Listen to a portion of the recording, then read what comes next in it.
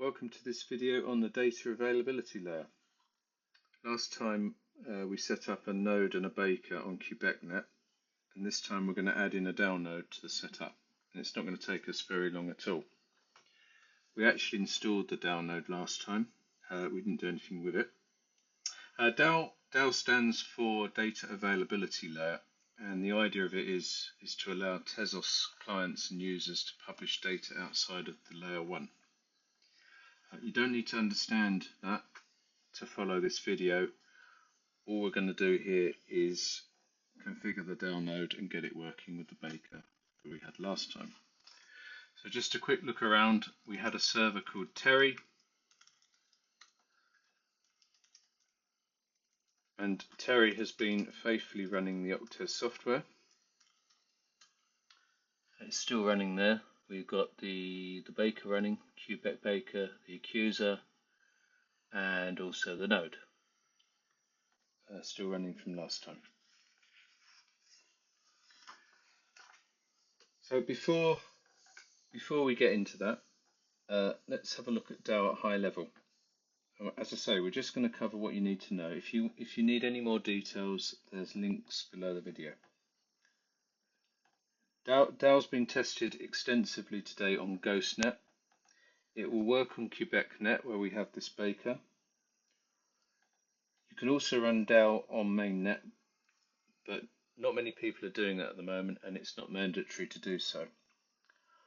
At some point in the future, if you run a baker on mainnet, you're going to need to run a DAL node, and there'll be an incentive model for you. So if you run your baker with DAL, you'll get more rewards. And this is planned in 2025, so you may as well start to learn about it now. Our current setup consists of the node and the baker.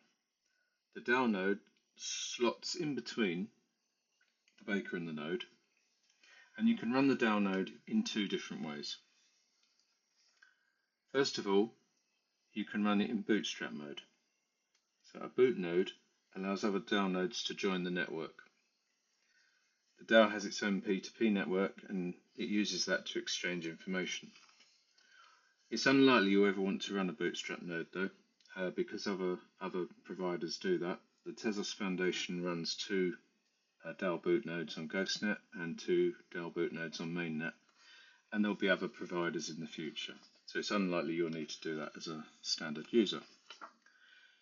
The other mode is controller mode, which splits into three submodes. So the first one's a tester, and we'll come back to that in a minute because that's the one we want to use. And the other two are operator and observer. The primary use of DAL will be to store operations for smart rollups such as ETHLink, and this will be in a future version of the Tezos network. The operator and observer modes will be used by the smart rollup nodes in the corresponding operator and observer modes. We don't need to worry about these today. The attester mode is the one that's used by a baker. If you just start the DAL node and connect a baker to it, it will work in attester mode. It's actually better to tell the node which baking address it will be working with, but it's not mandatory. So out of the box, the DAL node works as an attester, provided it has a baker connected to it. Okay then, so over to the shell. Last time we installed the DAL node package on Terry, which is the £100 computer. We have everything ready. If you still need to install it, you can install it with that, like so. Last time we set up the app repo, you'd need to do that. If you have a look at the video from last week, then you'll have all the detail in that.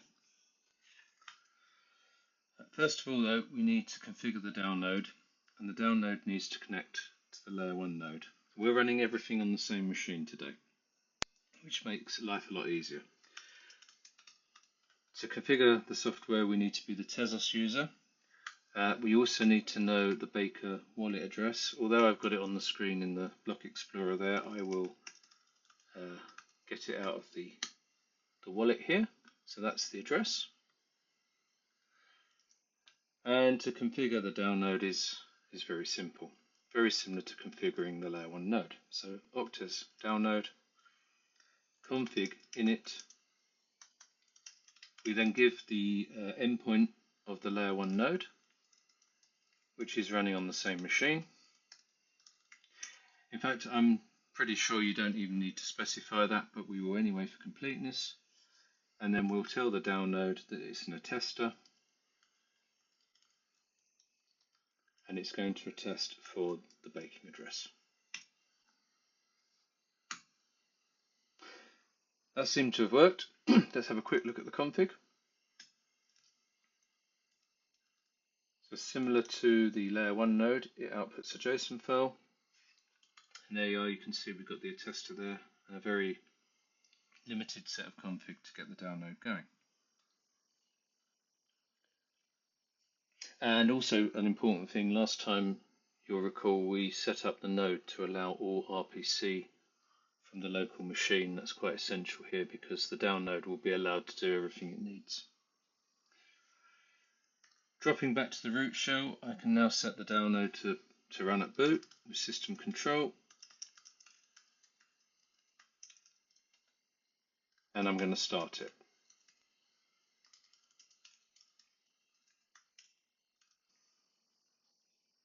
Okay, I can check the logs to see if it's running. We've got a log file, and there it is. It's starting, it's generating an identity file, much in the same way that a layer 1 node does. It's contacted the layer 1 node, and it's downloading the configuration, and it's starting to track the blockchain. So that has worked. It has a P2P gossip server running on port 11732, and it has its own RPC server running on port 10732. Good. Now what we need to do is drop it into the Baker configuration. So we have a Baker configuration file. Now the packages haven't quite got the configuration ready for the DAL node. So what I'm going to do is I'm going to add it into the other command line options variable here.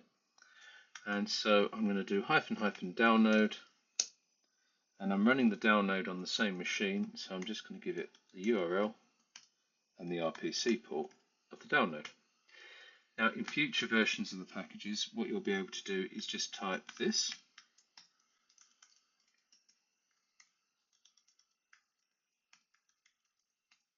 and that will do the same thing, but that won't work here. Now I can restart the Baker.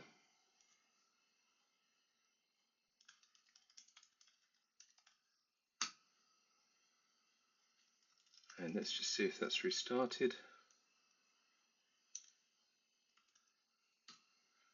And it has. Okay, now we wait patiently because we need to see if the Baker prepares a DAL attestation. So I'm going to hang on for a bit and then find one shortly.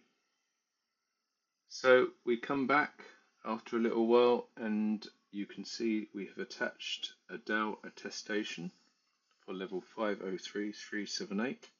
So everything is working as it should be.